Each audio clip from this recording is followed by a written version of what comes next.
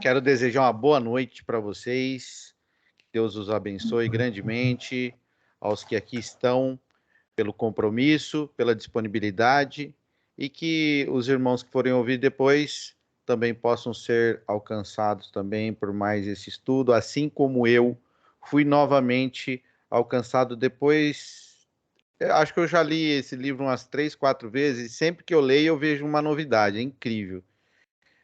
A palavra de Deus se mostrando cada vez para mim que ela é viva, né? E ela não fica obsoleta, né? Cada vez que você escafuncha ela, tem algum ensino para vir. Então, nós leremos hoje, nós estudaremos o capítulo 3 de Gálatas, dos versos 15 ao 29, do livro Livres em Cristo, de Augusto Nicodemos, que é a exposição de Gálatas, é o capítulo 10, tá bom? Então vamos lá. Leiamos do verso 15 diante. Estou utilizando a versão Nova Almeida atualizada, tá bom? Vamos lá. Irmãos, falo como homem, ainda que uma aliança seja meramente humana, uma vez ratificada, ninguém a revoga ou lhe acrescenta alguma coisa. Ora, as promessas foram feitas a Abraão e ao seu descendente. Não diz e aos descendentes, como se falando de muitos, porém como de um só. E ao teu descendente, que é Cristo. E digo isto, uma aliança já anteriormente confirmada por Deus, que é a lei, que veio 430 anos depois, não pode abrogar ou revogar de forma que venha a desfazer a promessa. Porque se a herança provém de lei, já não decorre de promessa, mas foi pela promessa que Deus a concedeu gratuitamente a Abraão. Qual, pois, a razão de ser lei? Pois adicionada por causa das transgressões, até que viesse o descendente a quem se fez a promessa, e foi promulgada por meio de anjos, pela mão de um mediador. Ora, o mediador não é de um, mas Deus é um. É, porventura, a lei contrária às promessas de Deus? De modo nenhum. Porque se fosse promulgada uma lei que pudesse dar vida à justiça, na verdade seria procedente da lei. Mas a Escritura encerrou tudo sob o pecado, para que, mediante a fé em Jesus Cristo, fosse a promessa concedida aos que creem. Caminhando no verso 23, mas antes que viesse a fé, estávamos sob a tutela da lei e nela encerrados para essa fé que de futuro haveria de revelar-se.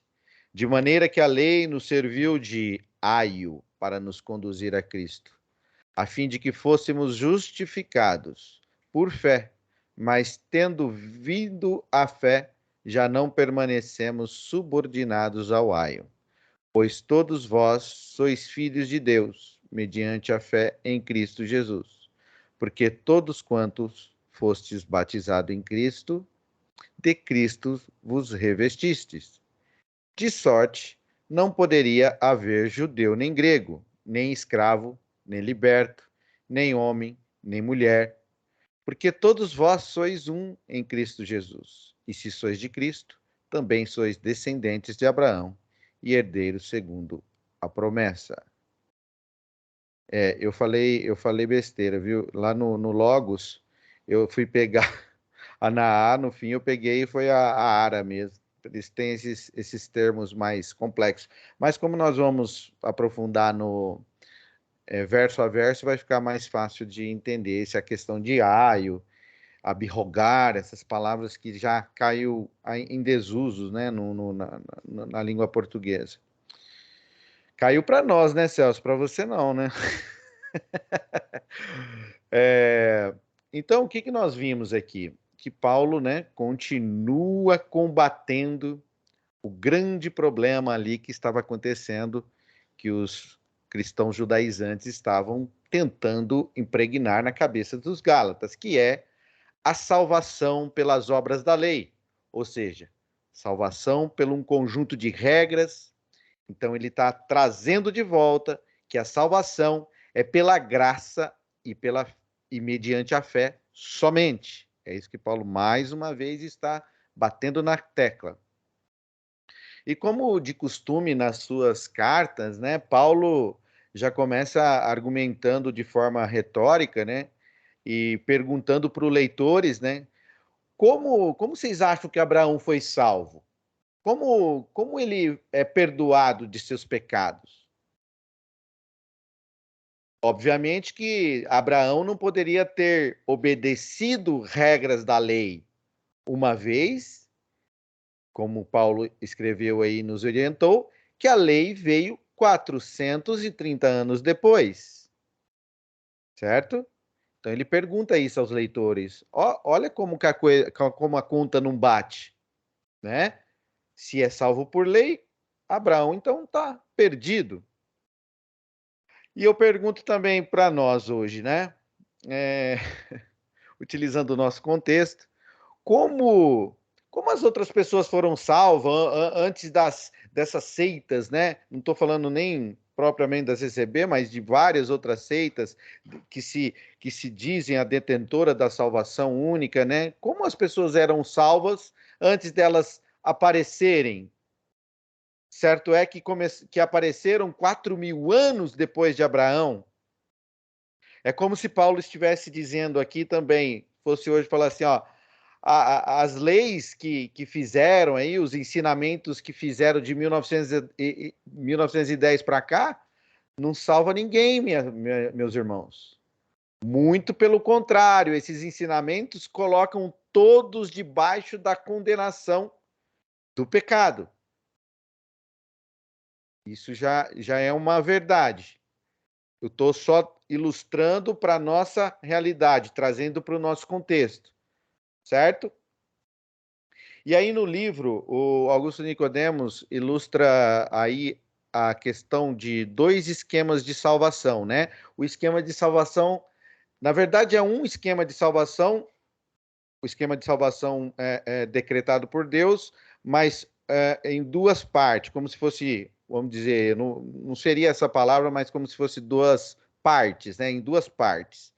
Então, a primeira parte, que é a primeira, que foi a promessa em Abraão, promessa feita a Abraão. Abraão, quem que era? Essa promessa é feita para ele sem méritos nenhum. Abraão ainda era um pagão, caldeu, idólatra, mas Deus aparece ali para ele e através desse contato ele faz então uma aliança ou uma promessa para Abraão, e mediante essa promessa, mediante essa aliança, Abraão então crê em Deus por fé. A segunda parte da salvação, né, desse esquema salvífico, 430 anos depois, Deus outorga então a lei ao povo, né? Que é ali os 10 mandamentos, as leis civis, as leis sociais, cerimoniais, etc. Só que o povo, eles não entenderam essa segunda parte. Eles não entenderam que a promessa de que Deus tinha feito a Abraão continuava a mesma coisa. Eles entenderam completamente errado quando eles recebem a lei. Eles então pensam, gente, agora, ó, para a gente ser salvo, a gente tem que obedecer à risca isso aqui, ó, toda a lei. Não basta mais ter fé, como se esse entendimento deles fosse possível, né? Ser salvos obedecendo à risca toda a lei. E pensem, se naquela época já rejeitaram, nós vemos que também, ainda hoje, rejeitam a salvação pela graça, mediante a fé somente. E com isso, tanto quanto o pessoal lá, quanto os daqui, estão caminhando para o inferno e achando que estão sendo salvos. Porque uma vez que se rejeita a promessa, estão rejeitando o evangelho.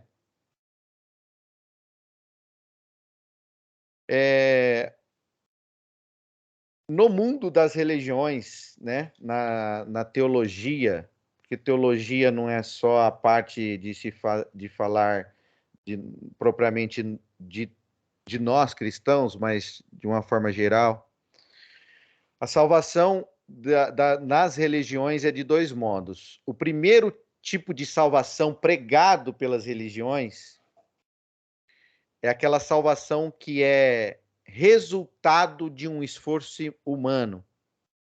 Primeiro tipo de salvação pregado por essas religiões.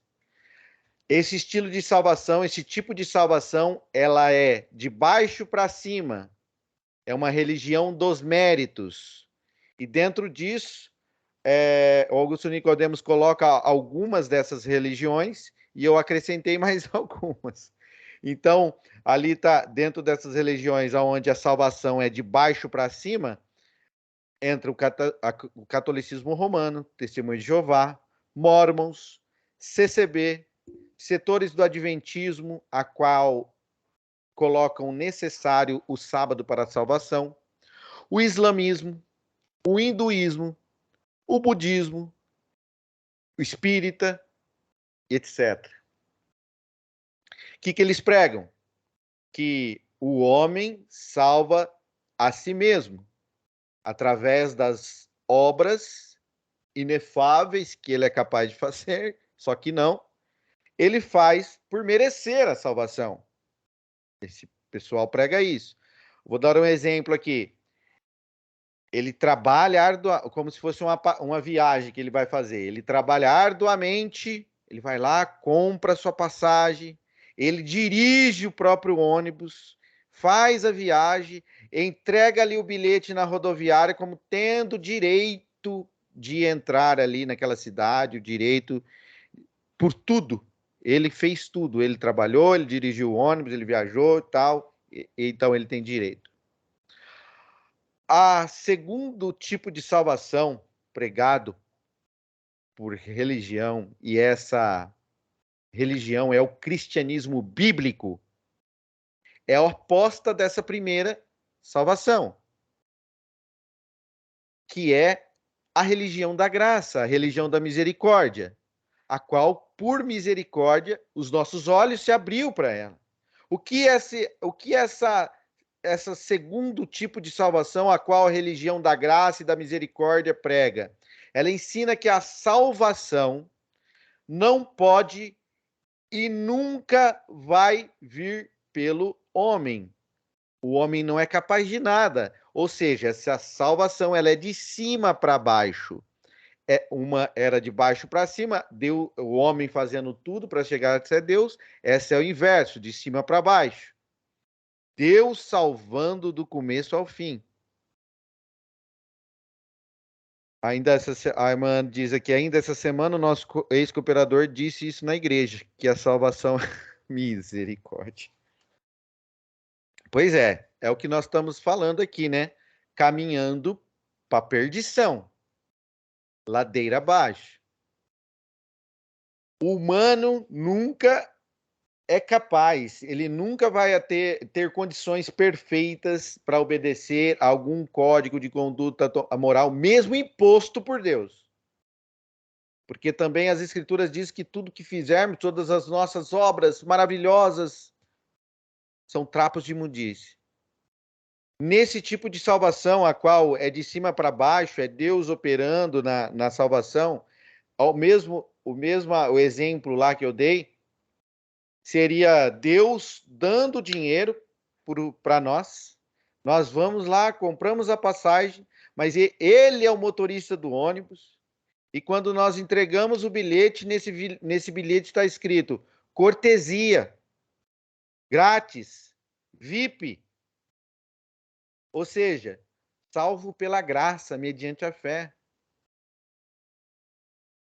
Então, Paulo continua salientando na carta aos Gálatas, falando, ele sempre levando para Abraão, né? Abraão e estranho isso, né? Gálatas teve na nossa Bíblia a vida inteira. Como que nós não olhamos isso a vida toda, ô Celso? É porque a gente separava, né, o Antigo Testamento do Novo Testamento, e é explícito que o acordo, o decreto ali, o acordo, o testamento foi acordado, foi promulgado em Abraão. E Paulo está salientando, ó, se o acordo foi promulgado lá em Abraão, ele vai ser assim até o fim. Porque Paulo bate na tecla da questão da imutabilidade do pacto. O Paulo continua frisando que esse pacto foi de natureza espiritual e não será alterado.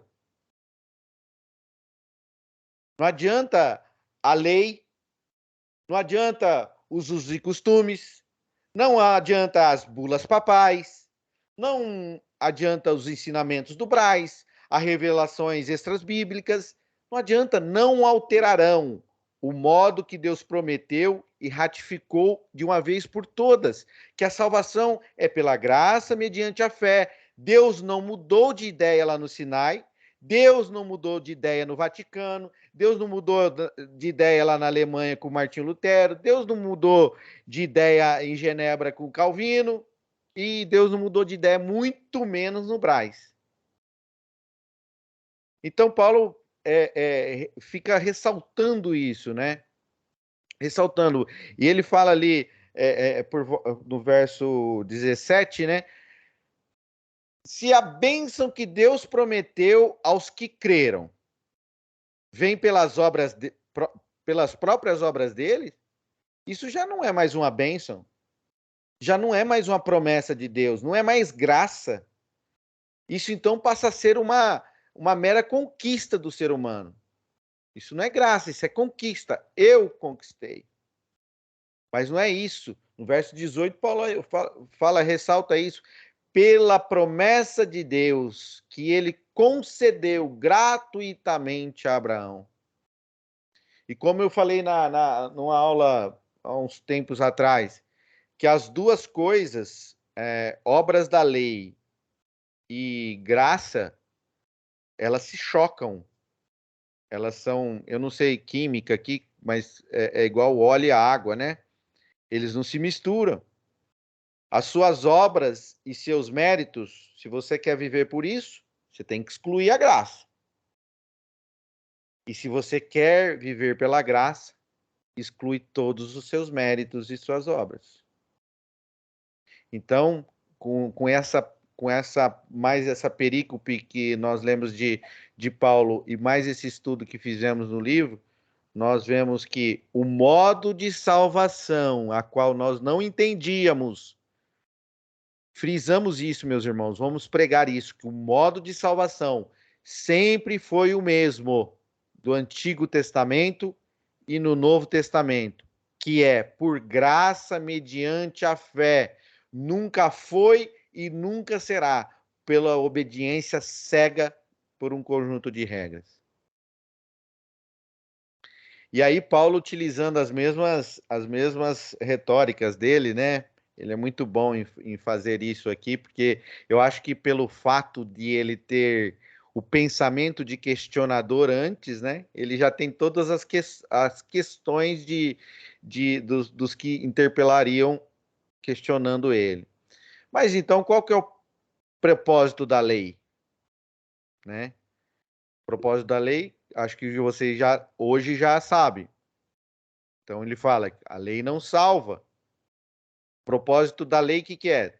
Deixar evidente todos os nossos pecados, todas as nossas transgressões, para mostrar para nós, quem realmente somos. A lei serve para nós baixar a bola. Olha como que o homem entendeu tudo errado. O que era para trazer para baixo, nós queremos fazer aquilo e se tornar grande. Olha como que o ser humano pensa desmioladamente. Quando tem muita coisa para você cumprir, você tem que falar: não, não consigo. Então a lei serve para isso, serviu para isso, para que ficasse claro que se não fosse por graça, seria impossível do homem ser salvo. E o propósito então real é que realmente nós precisávamos então da promessa, como acabamos de ler aí, da promessa feita ao descendente.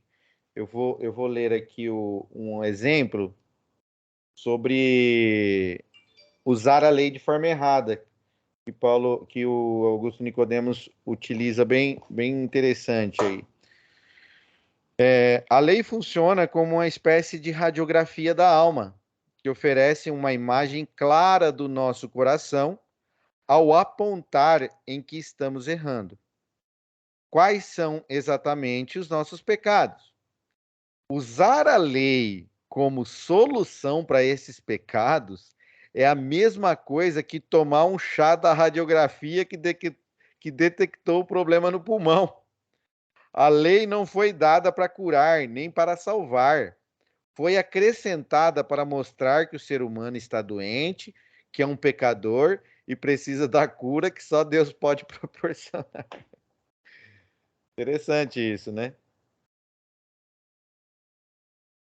Então essa era, ó, como que usar, então as pessoas utilizam conjuntos de regras e leis para problema. Não, ela é só o diagnóstico do problema. E Paulo faz no verso 19, ele começa uma comparação da inferioridade da lei e a superioridade da promessa, da graça. No verso 19, Paulo cita Deuteronômio 33, quando ele cita através de anjos, foi dada através de anjos e depois do mediador, que é Moisés. Ou seja, Paulo está dizendo assim que anjos entrega a lei, que entrega para Moisés e Moisés ao povo. Então, Moisés fica entre mediador entre Deus e o povo. E aí Paulo fala assim, mas sobre a promessa que foi feita a Abraão, não houve mediador. Deus apareceu pessoalmente a Abraão. Essa passagem está em Gênesis 18. Paulo está falando, está assumindo, ambas foi dadas, porém de maneiras diferentes. A lei de forma provisória, mas a promessa é eterna. Paulo está falando para os Gálatas aqui e também fala para nós, né?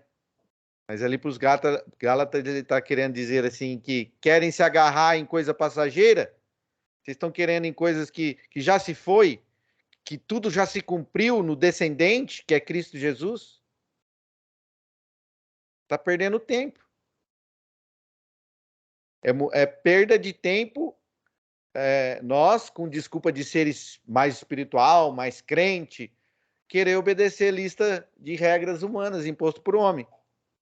Não isso, não aquilo, só aro de joelho, só terno, e põe o véu, e deixa o cabelo, e dá tanto na coleta para ser salvo, e não, e não, e não, e é isso e aquilo. Perda de tempo. Se não for pela graça, pode fazer o que quiser, cumprir regra, cumprir o que for, usar o tamanho de cabelo que for, ir para Aparecida do Norte de joelho, doar 1 milhão de cesta básica. Se não for por graça, é tempo perdido. Ó, lembrei agora da música do Legião Urbana, hein? Tempo perdido. Aí, Paulo, também mais uma vez, usando perguntas retóricas. Mas então, Paulo, você está dizendo que a lei está contrariando a promessa? Como pode isso? Paulo responde: de modo nenhum, pois que para que a promessa, ou seja, para que a graça de Deus fosse evidenciada, a lei serviu então para espelhar os vossos pecados, espelhar o meu pecado, o seu pecado. Ou seja, a lei fazia parte do esquema de salvação decretado por Deus, daquele a qual nós dividimos em duas. E no estudo nós vimos que os únicos que poderiam ser salvos pela lei só foram duas pessoas, Adão e Eva. Eles tinham a opção ali de seguir, obedecer para ser salvo. Depois disso, depois disso, da queda, o homem está contaminado pelo pecado. E no verso 22, Paulo diz que a lei colocou, né, debaixo do pecado, nos colocou debaixo do pecado. E a palavra usada para colocou é sinkleiô no grego, que pode ser traduzida também como encerrou, amarrou, fechou. Ou seja, estávamos amarrados no pecado. Mas estava fechado a vácuo. Ou seja, não tinha escapatória.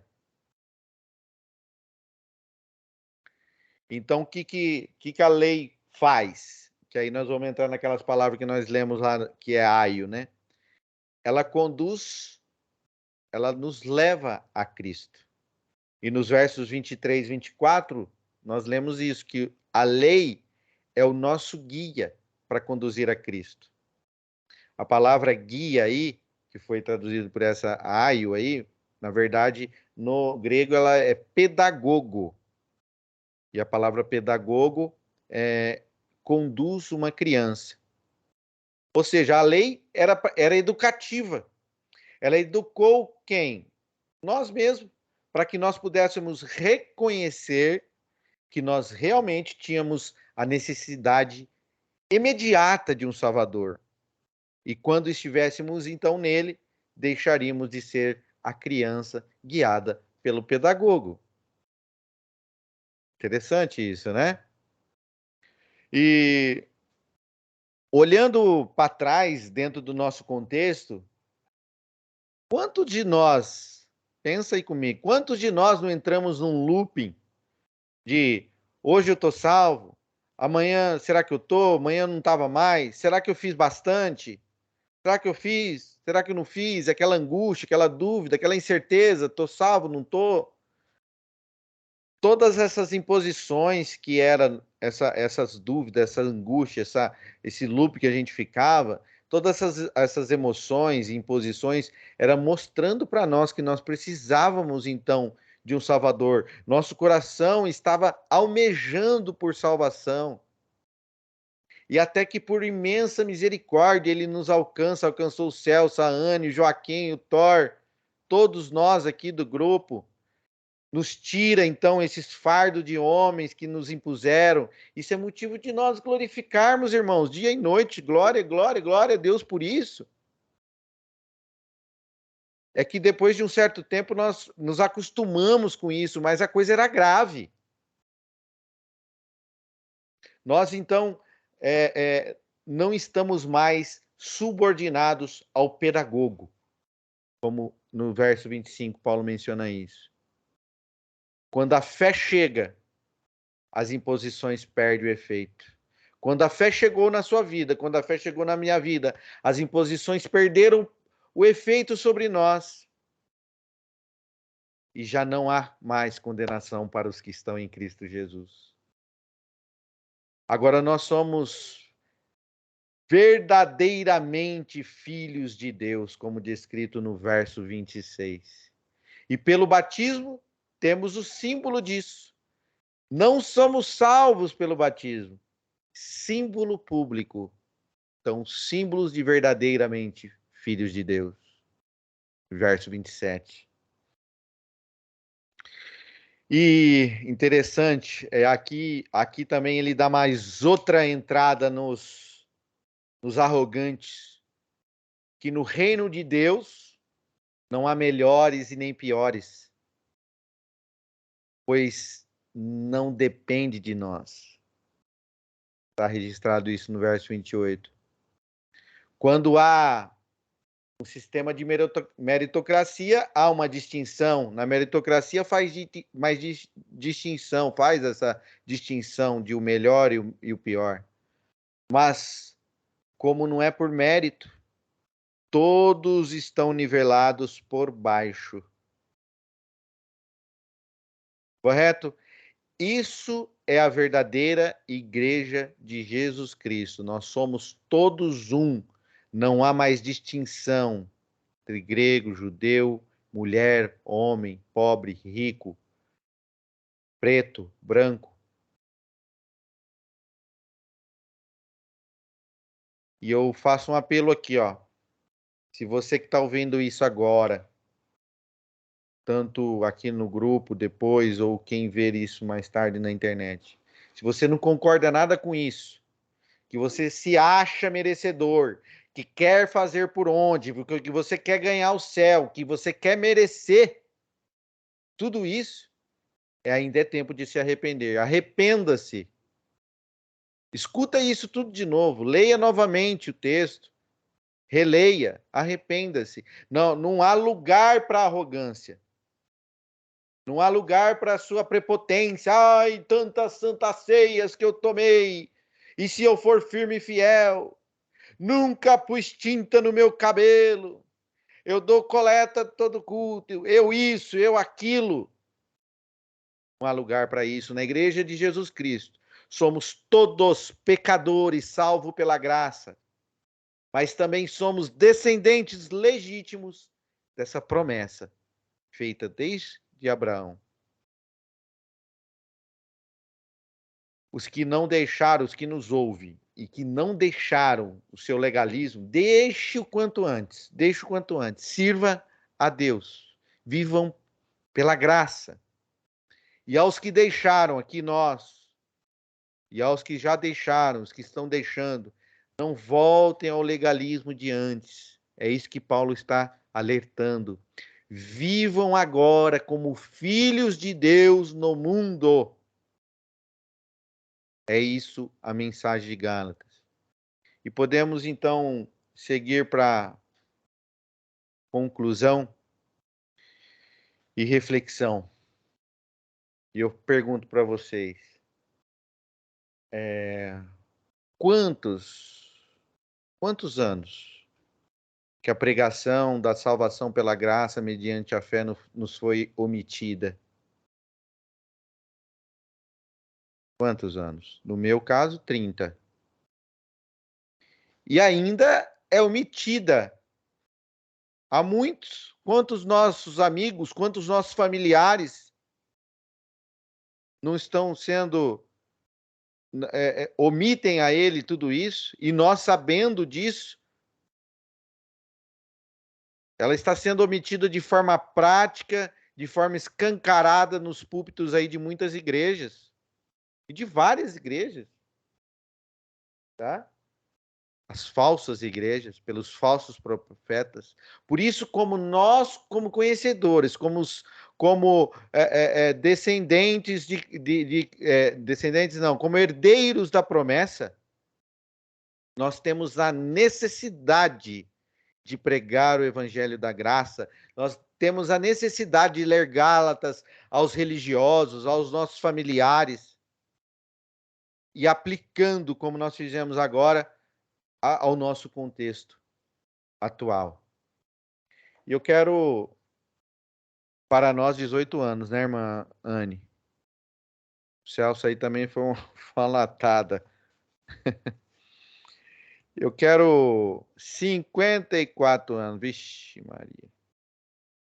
Então, vamos proclamar, né, o que o Senhor nos deu para que mais pessoas não caminhem para a perdição.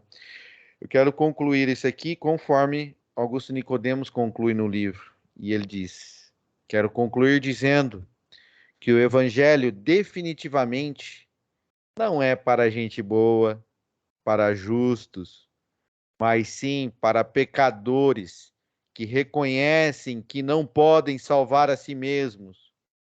Cristo veio ao mundo para salvar pecadores. O descendente de Abraão, o Filho de Deus, Jesus Cristo, tem poder suficiente para salvar o mais vil pecador. A salvação é unicamente pela graça de Deus, não pelo mérito humano. Ficou bem claro isso aí, meus irmãos? Estamos abertos aí pela liberdade para os irmãos fazerem algumas considerações, se tiver alguma dúvida e a gente puder falar alguma coisa. Estamos à vossa disposição. Tem alguma colocação, Celso? Não, para mim está bem claro, né? Ficou muito bem exposto. É que não há nada que nós possamos fazer. A lei ela foi dada simplesmente como um parâmetro para mostrar a santidade de Deus, né? O nível de santidade de Deus, e nos deixa muito claro que não há como homem algum conseguir, né? Não tem como a gente conseguir nada. Não. A lei ela simplesmente nos aponta, né? O dedo na ponta do nariz, né? Apontando, não, tá aqui, ó, né? Qualquer coisa fora disso é o outro evangelho. Que Paulo fala na carta aos Gálatas logo no início. Qualquer coisa fora disso é um outro evangelho. Desde Abraão, sempre foi pela fé e nunca deixou de ser pela fé e será pela fé. O evangelho, como Deus é imutável, o evangelho de Deus é imutável.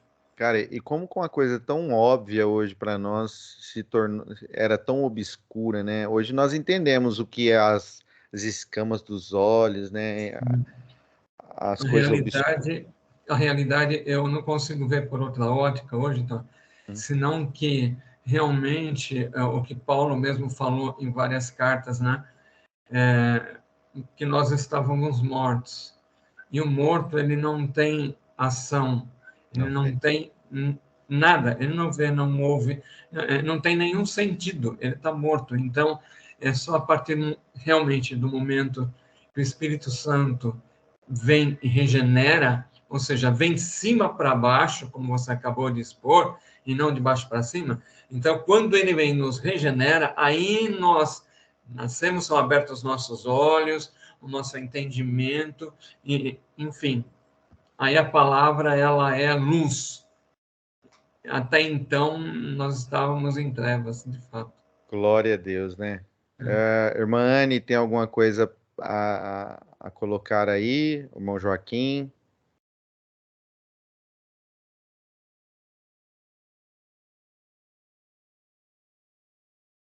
Enquanto a gente estava debaixo da tutela da lei, era só condenação. Agora, estando em Cristo, nada mais pode nos tirar dele. Louvado seja Deus. Bom, eu vou fazer uma oração aqui para a gente encerrar e que pessoas sejam alcançadas, né? Amém. Altíssimo e soberano Deus, graça nós te damos por mais essa oportunidade, Senhor, de estarmos na tua presença e pela tua palavra, Senhor, mais uma vez se mostrar viva e eficaz na nossa vida. Senhor, continua, Senhor, nos abençoando, abrindo a nossa mente e que nós possamos ser arautos teus para bradar, Senhor, o evangelho da graça, para que as pessoas possam reconhecer que a salvação é só pela graça mediante a fé em Jesus Cristo. Nos dê intrepidez para isso. Nós te louvamos, dê uma noite de sono, em paz. Sobretudo, seja feita a tua vontade sobre as nossas vidas. Tudo isso te pedimos nos méritos de Cristo Jesus. Amém. Amém.